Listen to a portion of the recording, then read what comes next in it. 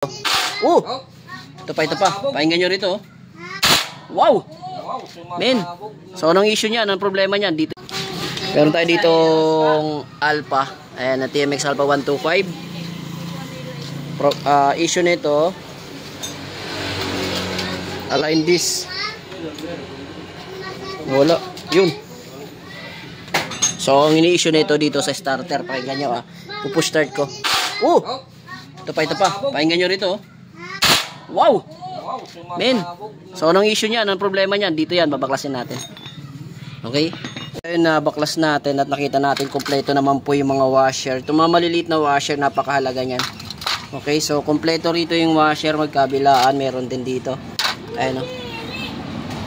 So, meron din. So, yung nakita ang issue dito, ito. Yun o. Nakita nyo ba? Yun.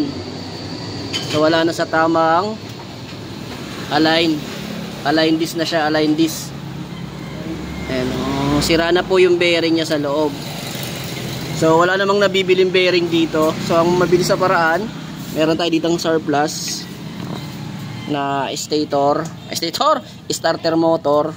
Ito po yung ipapalit natin. Okay. Tapos i-start natin ulit kung marinig pa natin yung tunog na napakaganda. Ayan o. Kitang-kita nyo naman o. So ayan o. Try na natin ulit na kabitan na natin po ng surplus. Pero magandang klase pa naman. Alright.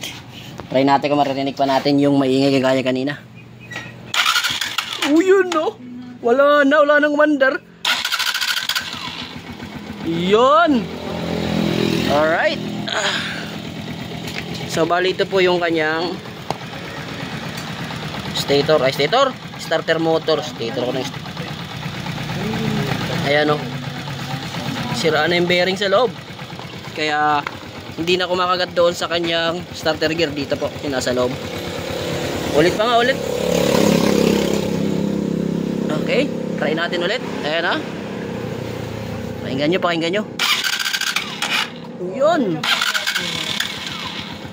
Okay na. Alright na tayo dito. Bye ka lang natin. Scrap mo na to, boss. Shout out. Wash out.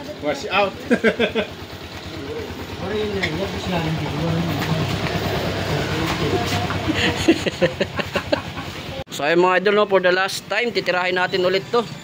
Ayan o. Yun. Wala na tayong narinig na maingay kagaya kanina, di o. Ayan. So ito sir, ebidensya mo to sa ano mo. Resibo mo yan. Shout out. Buti mayroon tayong surplus ditong nakaabang. Kung hindi, mas mapapalaki yung gastos niya sir. Nasa 800, 900 din yung ganyang starter motor. Alright.